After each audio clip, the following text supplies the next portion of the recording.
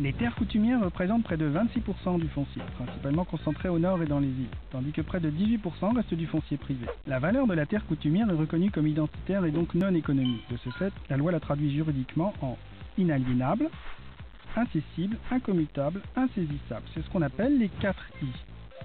Le problème est alors de trouver comment faire converger le développement économique et la coutume.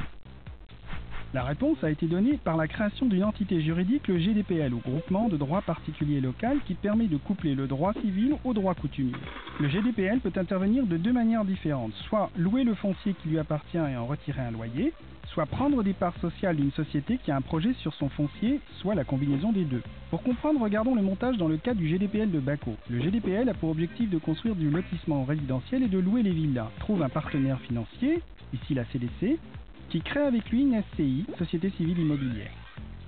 Cette SCI est constituée d'un côté par la Caisse des dépôts et consignations qui apporte de l'argent de manière à réaliser l'opération de construction restant minoritaire, de l'autre par l'apport du GDPL de Baco du calcul de la valeur des loyers futurs issus du lotissement foncier et ceci pendant la durée du partenariat. C'est un apport en créance. La SCI réalise alors une opération de promotion immobilière en faisant appel à la CMVKP qui va faire réaliser pour le compte de la SCI les villas.